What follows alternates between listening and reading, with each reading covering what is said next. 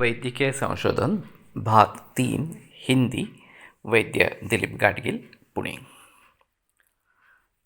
तो ये फार्मेसी के बारे में जो संशोधन होता रहा, नई नई दवाइयाँ आती रही और तत्काल लाभदायक इस प्रकार के दिखने लगी।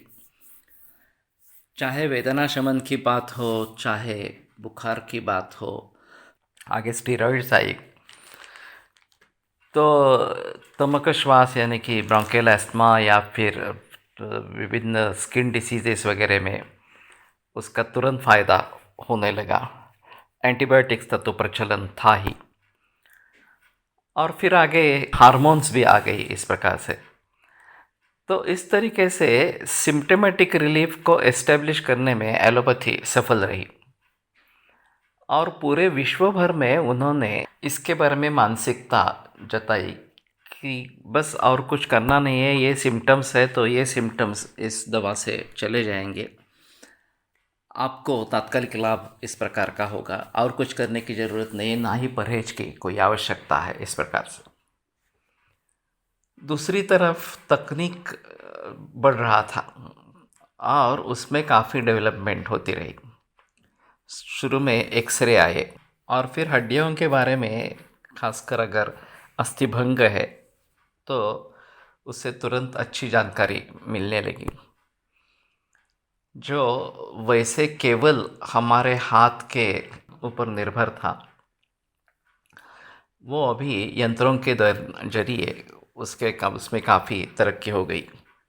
फिर सोनोग्राफी आई, फिर विभिन्न स्कैन इस प्रकार के आए, तो सीटी स्कैन, पेट स्कैन, फिर एमआरआई स्कैन वगैरह वगैरह इस प्रकार से, और यह सिलसिला बढ़ता ही गया।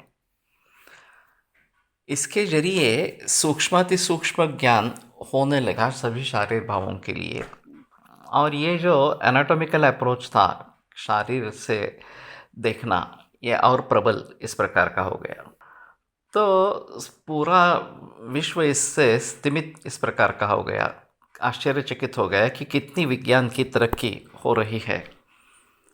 और उसके तुलना में सभी भारतीय शास्त्र हो या पाश्चात्यों में विकसित इस प्रकार के, वह उनके पूर्व शास्त्र इस प्रकार के हो, वो कितने पीछे है, उनका ज्ञान कितना कम है।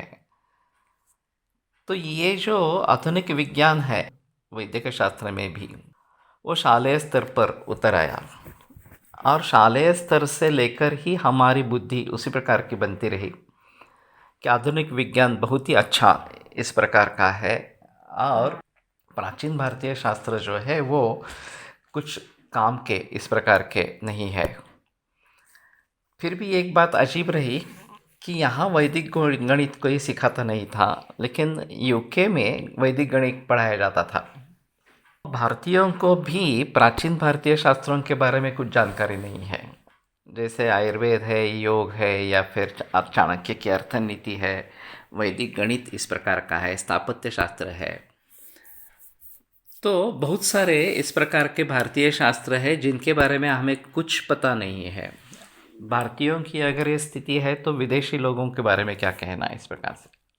और जो भी संशोधन इस प्रकार से आधुनिक विज्ञान के जरिए होता रहा, उसका एक बहुत बड़ा परिणाम पूरे जनमानस पर हो गया। शास्त्रों की तरफ देखने की दृष्टि पूरी बदल गई, एक मानसिकता उभर आई कि बस यही शास्त्र है और पुराने शास्त्रों में ऐसा कुछ नहीं है, उनका कुछ काम नहीं है इसके इस युग में इस प्रकार से, और इसी को लेकर समाज आगे बढ़ रहा है। तो जब हम सच्चे रूप से प्राचीन शास्त्रों को समझने की कोशिश करेंगे और एक अनबायस दृष्टिकोण से देखने की कोशिश करेंगे, तभी आगे कुछ पॉसिबल होगा। तो ये सिलसिला चलता रहेगा।